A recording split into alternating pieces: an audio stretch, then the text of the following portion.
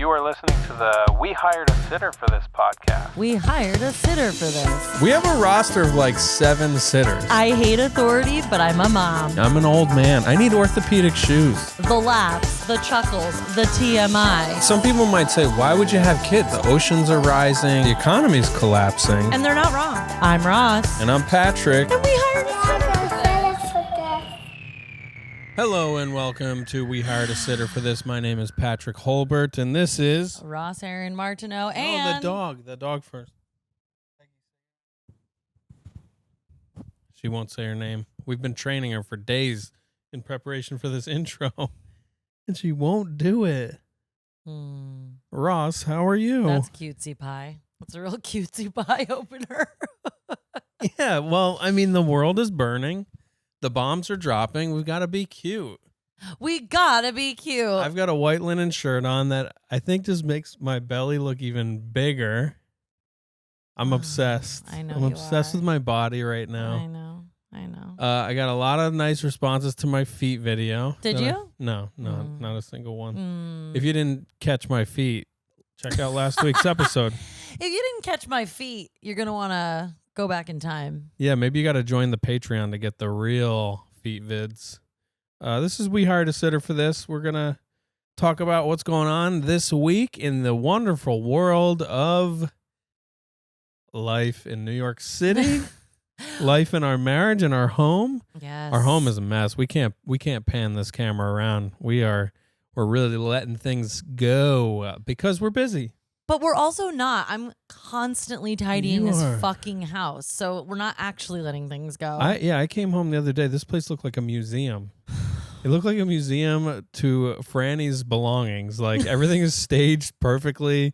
It was art directed. And Franny's like, why'd you do that? She's like, she just like a cat, like looks me dead in my eyes and just like swipes off everything that I've just organized. The other day she's making a soup of some kind in a container with slime and arts and craft supplies and crushed up crayons just mixed in a bowl. And it's like, oh, yeah, go ahead. We just bought that with real money. Go ahead. Go ahead. Liquefy your crayons. Have fun. I mean, those particular crayons were very cheap from the dollar store, and I bought them for her birthday party, so I wasn't actually expecting them to come home anyway, which I was just like, yeah, fine. Yeah. Here's the thing with kids. Here, listen up. Get your pens out. Write this down. Sometimes, I would say like at least 50% of the time, maybe more, definitely more, path of least resistance. Oh, yeah.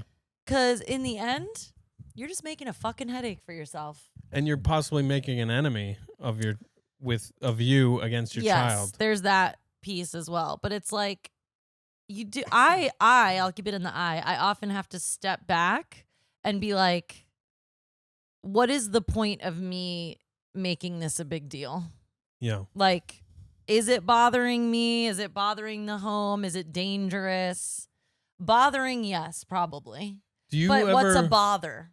Do you ever want that, like, said to you in the moment? Like, if you're here we go, upset about something, do you ever want from you? No. Exactly. Yeah. No.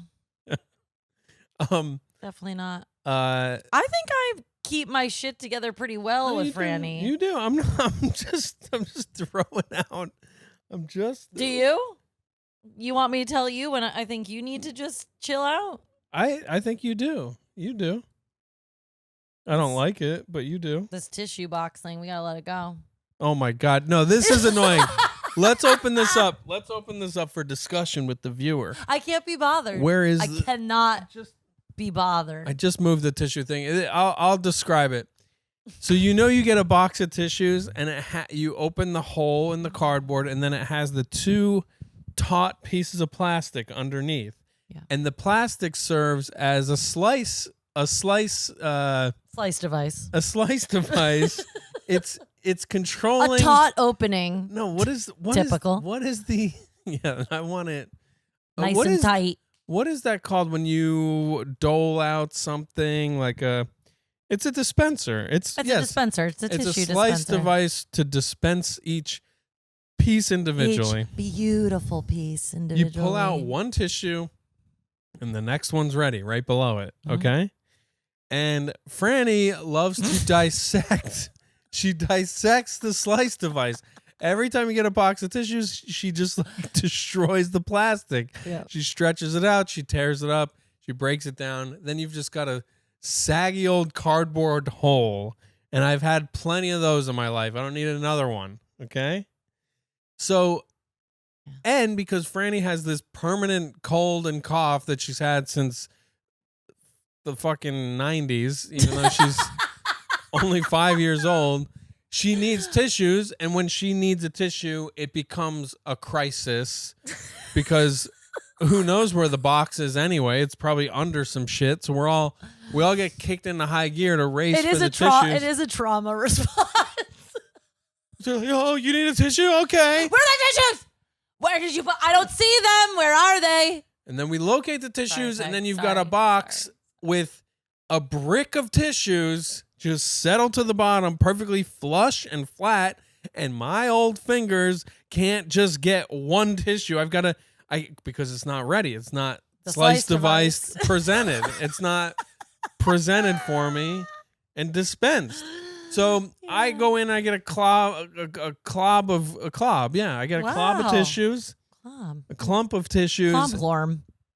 And then I try to deliver one tissue to her, and I do. I slowly have to sit there and pick them apart to get the one piece of tissue to bring it to my kid, because these are made of trees after all.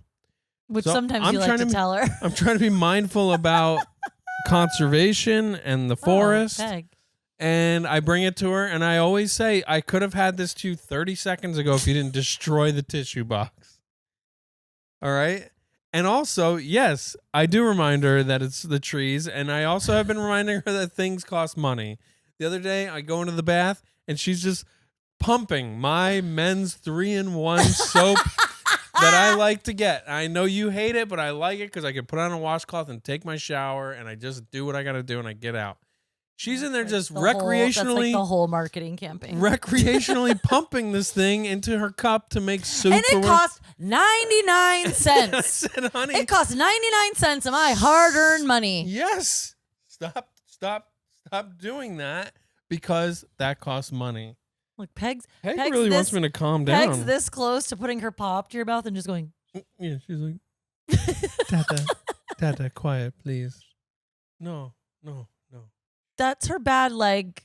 Oh, sorry, honey. It's actually not, but both her legs are a little bad. Yeah, her front legs. She is a Southern lab, I learned. I learned that the term for Peggy is she's a Southern lab. Peg, where are you going? She's good. She's so the other day, Patrick said to me that he needs my verbal support on this campaign, on this slice device campaign. You said, I'm going to need your support on this. I said, I'm going to talk to her about this tissue box thing. And I know you, because I knew you're going to roll your eyes at me.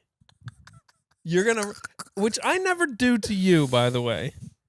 I don't publicly roll my eyes in front of her and undermine something. I am not looking at her so that she sees me.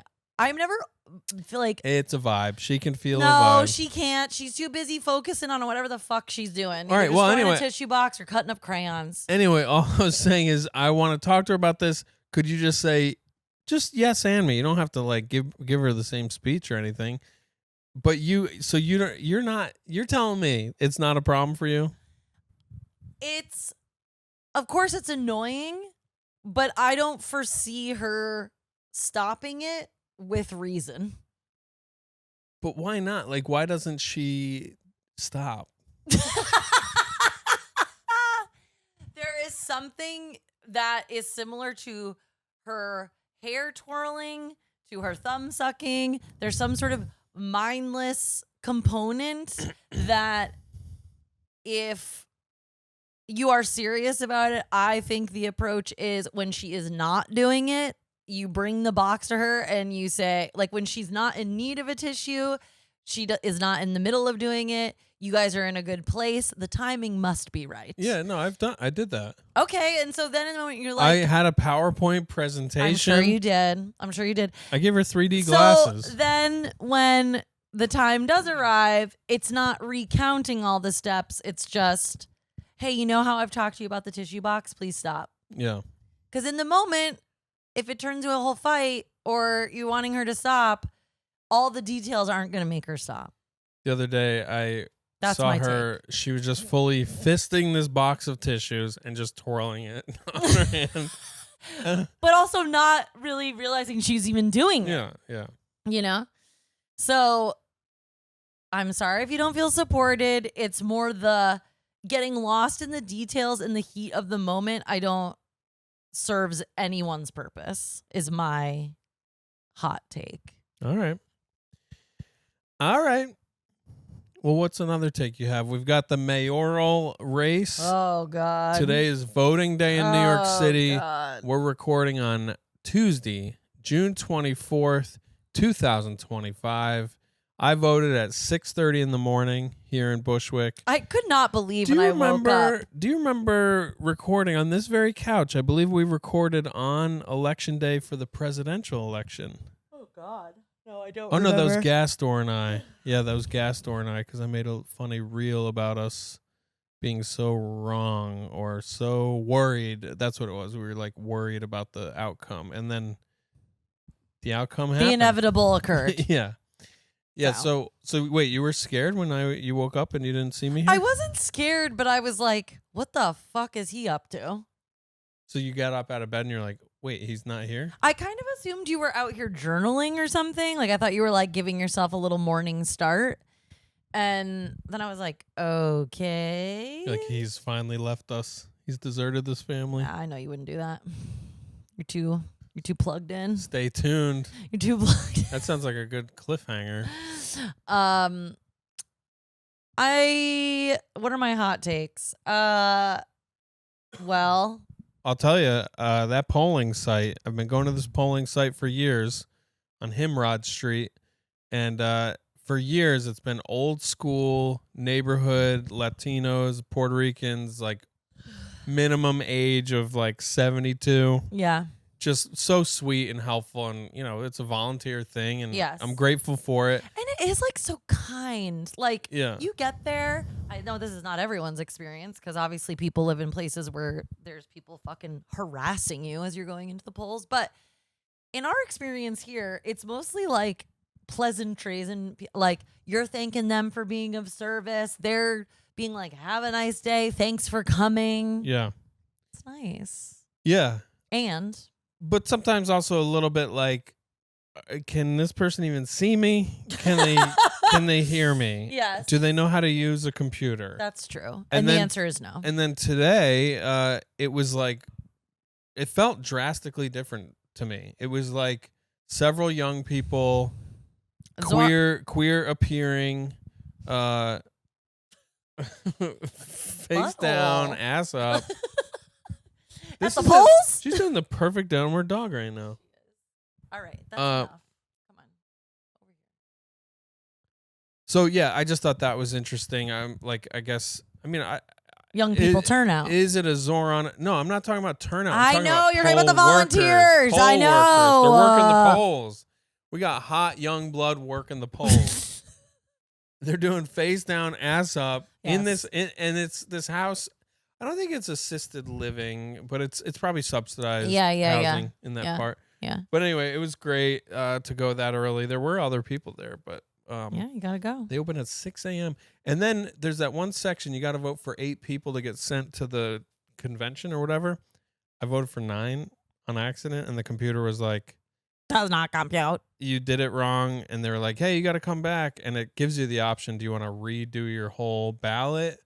Or do you want to just not cast that vote? I took the lazy man's approach. I was like, I gotta go. Just cast it as is. But it's not going to affect the other ones. No. It was just it. The guy said it will send your top 8, but I'm like, I don't think that's true because. But it's not going to affect the real decisions that we need here. No. So it's like, oh, sorry, that automatically makes you vote for Cuomo. Sorry. Yeah. When you add 9 by accident to just that last one that none of us even know what it's for. Yeah. automatic Cuomo #1. Yeah. And this is not a Cuomo household. Absolutely we are a not. progressive left. We are left. We don't even use the word liberal anymore. We don't say liberal. I was thinking about labels. I was thinking about labels and trying to think about what the hell I stand for. And I just hate the Cuomo family dynasty. We hate dynasties here. Well, I hate that the original I just listened to this story about the I guess this is a governor race or something years ago. Cuomo's dad is running for office versus Ed Koch, and one of their posters they were putting around town was "Vote for Cuomo, not the homo," because Ed Koch is a closeted gay man. Right. Who also was very conservative, wasn't he? Yeah. How fucked up is that, though? It's like, fuck you, bullies. And that's what I've decided. They are bullies, too. I'm anti-bullying at all levels. Did I say this on the podcast last week, or was I just ranting to you? No, I think this is a hot take. I'm just anti-bullying. I think, fuck billionaires. You shouldn't exist. And if you want to exist, fine, but we got to tax you. Because, a lot. Because if you have $1 billion, you should be taking care of people. And unfortunately, we have too many people. Because you only made that money off the backs of other people. You would not have it if you weren't fucking paying people not enough money. And so fuck you. We just have too many people on the planet who need help. There's a man. And why don't you want to help people? There's a man. What's wrong with you? She just called 911 to help a man outside. I did. Who is very unwell. He's been around here for years. The guy's sick. He's sitting in his wheelchair in the direct sunlight. Like, I don't want my neighbors to die in front of me. How are we not taxing the rich the right amount? We don't want to gouge people, but we do have to rearrange the taxes. We are in a society where there's too many people. We all have to take care of each other. And if you don't want to take care, you in your mind, you consciously are like, I want my money and I don't want anybody to take it. Like, yes, I get that taxes suck. I hate paying my taxes. I hate that they get wasted. I hate all that shit. But perhaps we can do it right so that people get taken care of. But if you're consciously like, I am going to hoard my money, every cent of my money, won't even live long enough to spend anywhere near all of it. You're a bull. That's bully behavior. It is. And so behavior. I'm of whatever political party says that we should all take care of each other, which happens to be the extremist left. Because we can do it. So that's why I voted for this Zoron guy. I've read I've seen all the fucking ads and all the political radio commercials and whatever. We're saying you can't trust this guy. He doesn't have any experience. He's never worked a real job. It's like, I don't give a fuck. Everybody else is like establishment. They've been around forever. They're in office to appease the corporations. Like, and honestly, we all have, like, everybody who's making less than, like, everybody who's not doing anything like real wealth or real rich shit, like, we all have to gather and collectivize and fucking stop it. Take care of each other. Peggy, don't you. I'm going to give her a scoop in a second. Come here. And you know what? Oh, here we go. This is another thing he does that drives me nuts. I think Peggy doesn't like that we're yelling. No, she wants a scoop. Who drives you nuts? When you go, Peggy, come on. When, like, she is not in a state, she's, like, not going to come on because she wants a scoop of food. Peggy, come. No, come. She's coming. She's coming to the couch. Come on. Come. Prove mama wrong. Wow. Prove her wrong. Oh, that's a good girl. That's son of a good bitch. Girl. I guarantee she's not going to stay. Come. She's not going to stay put. Get cozy. I'll scritch your butt. And this whole, like, he doesn't have any experience. You know what?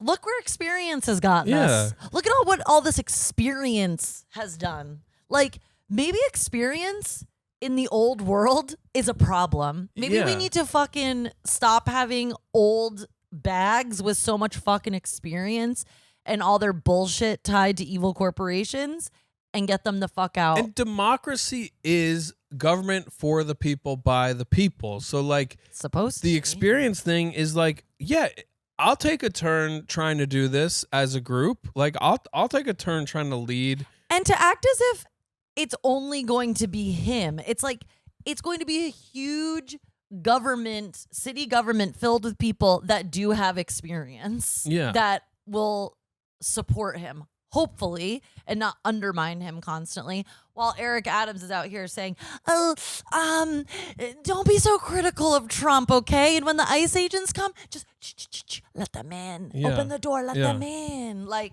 get the fuck out of here. Yep. So, yeah, fuck ICE. They're a bunch of bullies. Yeah, we hate bullies. Fuck Trump. You're a bully. Fuck them all. Fuck them all. And also, fuck constantly asking candidates if they're against anti-Semitism and if Israel has a right to exist. Yeah, they're just like, it's like such a gotcha question. They're like, we need you to answer this question for the compilation we're gonna put on fucking Instagram Reels. Meanwhile, it's like, why are we not concerned about Islamophobia? Why are we not concerned about Palestinian Americans? Why are we not concerned about African Americans? Like, why this pointed question as if Jewish people are the only people under severe attack, which we all know not to be true. It's like people hate all different kinds of people. Yeah.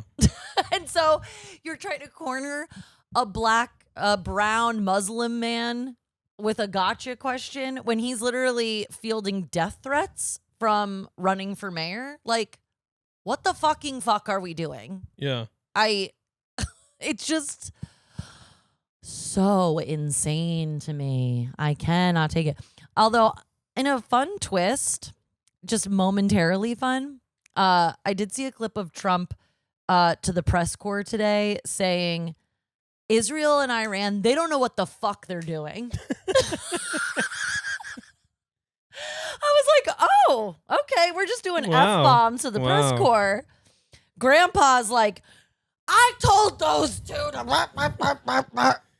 They don't know what the fuck they're doing. I mean, what have we done? What have we done? It's like... And what's so infuriating is like, you know, working class people of all ethnicities would benefit from socialism, like raising up the lowest common denominator, the most marginalized, will only benefit everyone. Yeah. Like, why is it so hard? But they want that racism. They want to hold on to that racism. Which y'all. reminds me of something I brought up to you last night, of like how smart or not how smart, but how manipulative the upper class is. They know how to keep us all divided. Yes. And I think racism is a way, like, get everybody to hate each other based on race and, you know, sex stuff and whatever. Sex stuff. Yeah, you know. Religion. But I'm also, so for the job I'm doing this week that's like driving me insane, it's trying to help a person who has like severe marijuana addiction, and it's just it's severe mental health issues, like diagnosed. But it's kicking up all of my biases against potheads. I just fucking hate a pothead. My hun hates a stoner, which is funny because he's married to a reformed one. Yeah, I'm a 55-year-old annoyed McDonald's manager. I'm just like, why are you late again? And why do you smell like pot? I do hate the smell of it. No, I just really think pot is a mind control substance that the upper class is inflicting on all the lowest classes so that they can never get their shit together to get out and vote. Like today when Zoron loses, I don't have faith. I would love the guy to win. And we see the numbers. In this country, we love a sex pest. All right? All right, I got to give this fucking dog. Peggy, stop and come. She's biting Ross's boots. So I think the pot is just getting legalized and pushed on everybody who needs medicine. People need medicine. I mean, being poor sucks. Being poor and uneducated fucking sucks. So of course you want to get high. If I could live my whole life drunk and high, I would have. Well, I that's tried. The other piece too is the inaccessibility to education to it's the lack of access, which they then try to spin as people are lazy, bootstraps, all this fucking bullshit nonsense. And the laziness is like enhanced and amplified. They're like, yeah, it's illegal. We'll put you in jail for selling or transporting, but let's legalize it and you smoke more and watch the numbers. And we're gonna make it more intoxicating also. Yeah, like I think there's gonna be a poor turnout. Like the numbers for how many people turn out to vote are always sad, and it was only 28% last year. Yeah, and it's not last year. It's like everybody else, like people that don't make it. Many of them were just too baked to remember, or so baked that they're just not interested, and they feel like the system doesn't work for them, or the system doesn't care about them. So why the fuck should they vote? I feel like I haven't heard that or said that in a long time. Let's get baked. That is something I used to say all the time. What a doozy, huh? Wow, what a doozy. Tell the what a doozy story. We need some levity on this episode. I just had a moment where I've like heard my own like 19-year-old voice go, I'm fucking baked right now. Dude, I'm fucking baked. And you say that with your eyes closed, lean back. I'm fucking baked right now. Did you ever say, let's get lifted? Ew, no. Get lifted. We used to say smoke up, which when I hear that other people say that now, I'm like, what? So sharp turn into levity.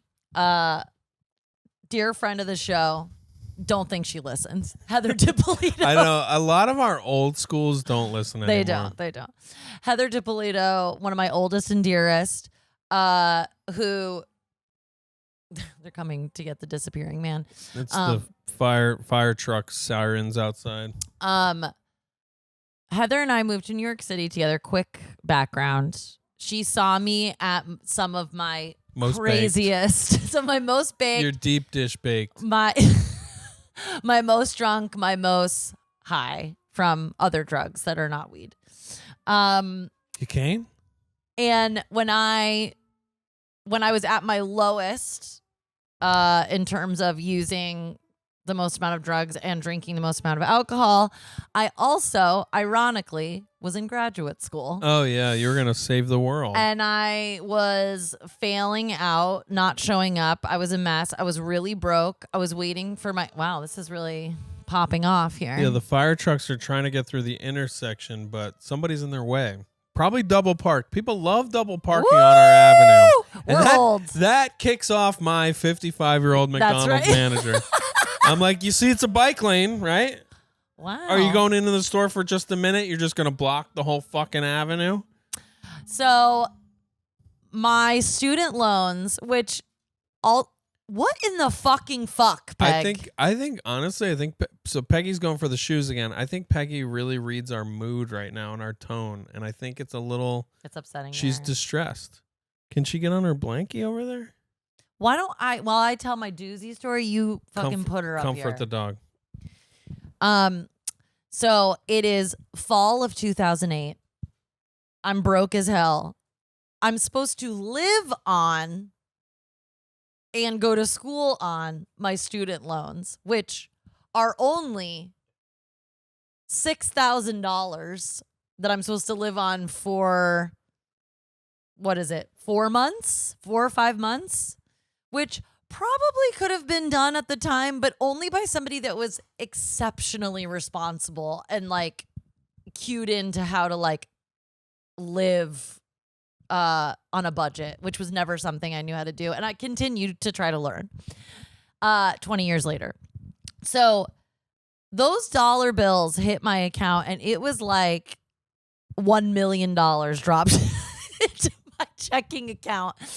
And what did Ross do? What did 2008 drunk as a skunk 25-year-old Ross do? I'll tell you what she did. She didn't buy books. She didn't go to class.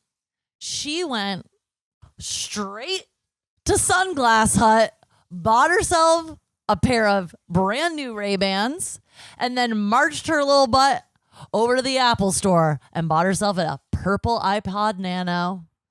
And then she also said, I better engrave something on this. That was a little free thing they were offering on the side back in the iPod Nano days. And, oh, I had a catchphrase. It was so cute and so funny. I was known for saying, what a doozy. Isn't that great? Hun, isn't that great? And so when I bought my purple iPod Nano on my student loans that I was supposed to be living on and studying on, I got what a doozy engraved on this purple iPod Nano. And then I guess, according to Heather, who was a lot more sober than I was, sold it to her for money to buy drugs because I blew through all my money on drugs. Other drugs. You needed more all my drugs. Student loan money that I was supposed to be using to live on and study on. And so this came up because Heather, apropos of nothing, just sent me pictures of this iPod Nano the other day. I had no idea it was in her possession or that it even still existed somewhere. And she did a front and back shot so I could see because it was on the back, what a doozy, engraved. And I was like, holy shit, how did you get this from me? And she was like, she just wrote drug money. We got to get our hands on that Nano. Well, we will when we're in Maine. To load it up. We got to load it up, see what kind of hits your most played would be on there. God. I definitely was listening to a lot of Madonna's Confessions on a Dance Floor. Oh. At that time. I was going to say Block Party or perhaps Radiohead. Yeah, perhaps. TV on the radio. But if I had that for such a short amount of time because if I got it in September or October of 2008 and then I sold it to buy more drugs and I got sober in March of 2009. Yeah. It's a pretty quick turnaround. Yeah. I didn't have it for that long. Oh my gosh. What a mess. Oh, Peg, are we stressing you out? I'm trying to think of like the most irresponsible purchases I made after a windfall.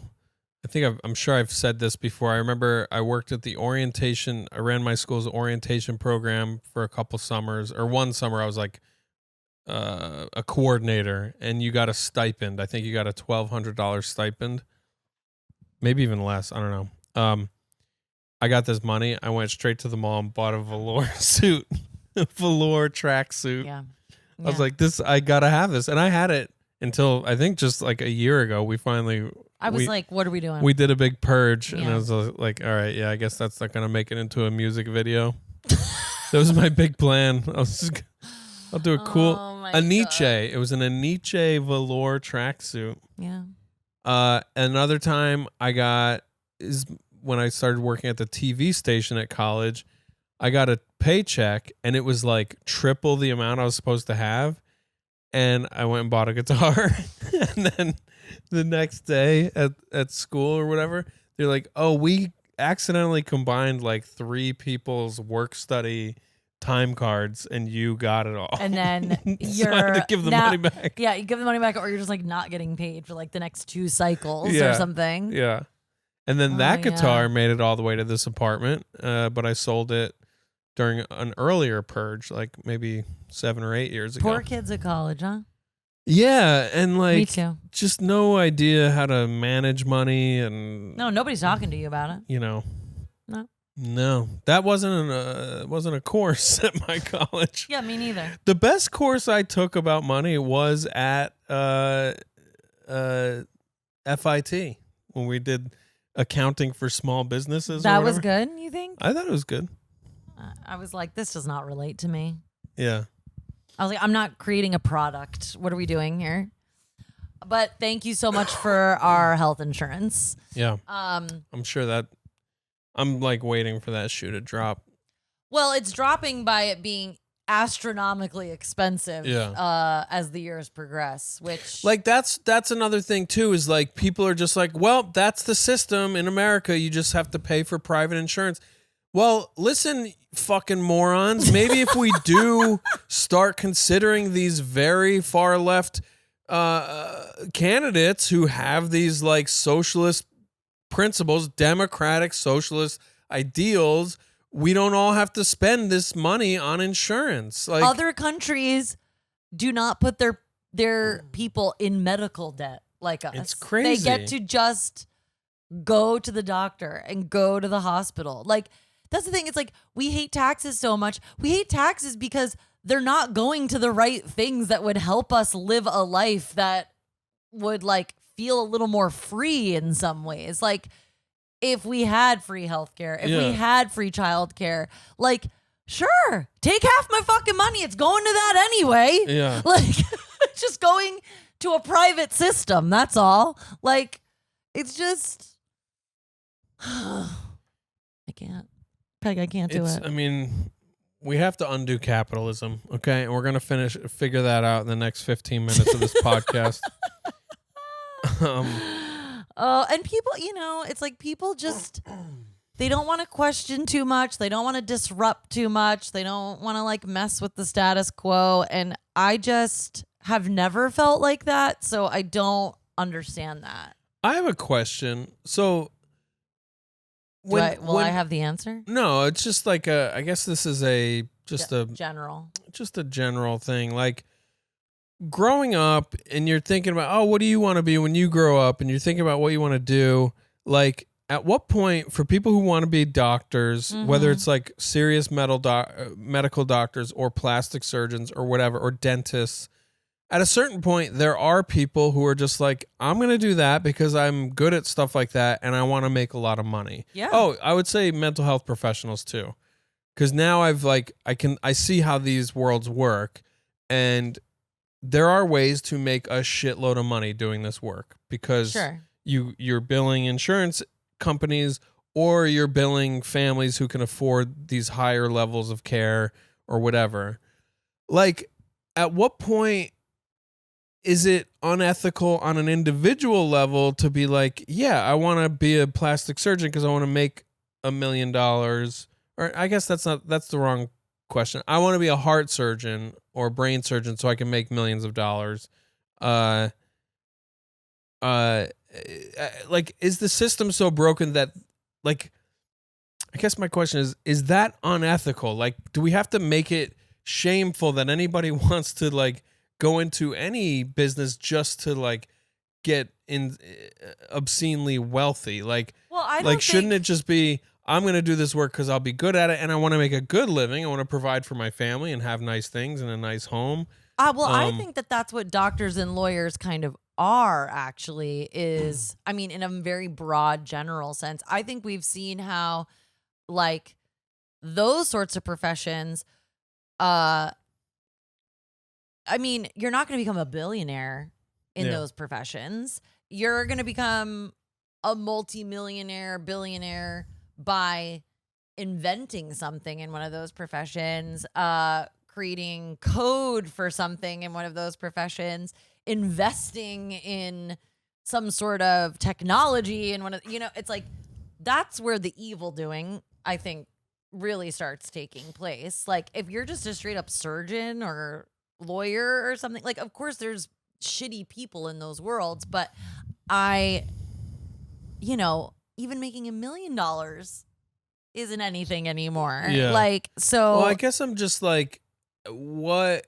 Like, it all enables each other. Like, the existence of insurance companies make it so that people can make a lot of money from providing medical care, and people who need medical care have to spend a lot of money on it to the insurance companies.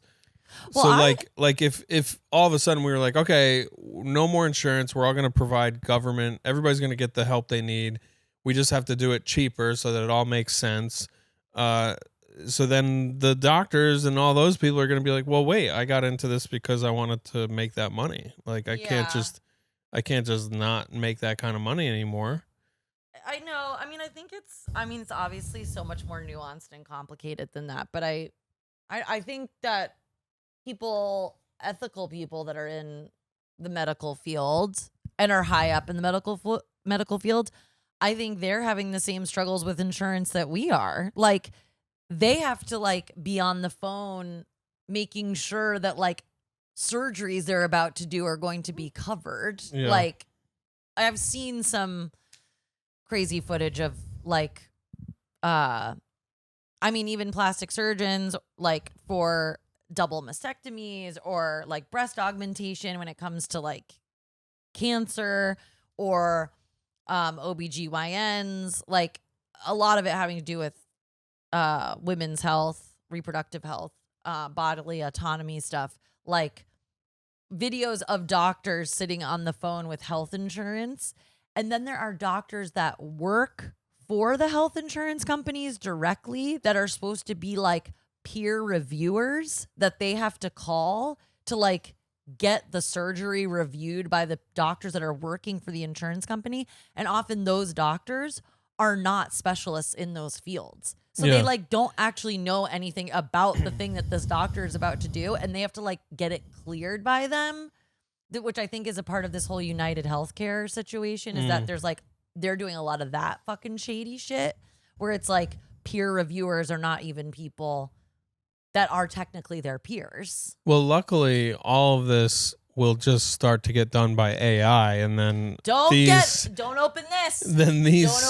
These conversations will just handle themselves. I get stressed out. Hey, I think we should turn the corner here and say goodbye to our non-Patreon listeners. Thanks for enjoying the podcast. Thanks for enjoying our rage fuel. Yeah, in a moment, I'm gonna change topics to talk to Ross about this story I'm telling on the Risk podcast Thursday night that I'm really kind of panicking about because I'm a little under rehearsed for this, but I'll talk through some of the details of that story with Ross. It's about me doing very sexy things with very sexy strangers on the internet, stepping out of the marriage 4 months into it. It's pretty spicy. So that's for our Patreon listeners. And if you want to check that out, just sign up for Patreon. When times were a little simpler, we were just out here in them streets, not worried about kids or we probably should have been worried about money, but we weren't so much at the time. And speaking of money, it's only $2 to hear this story.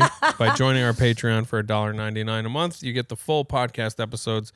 So anyway, goodbye to you guys. Thanks for listening. We'll see you next time.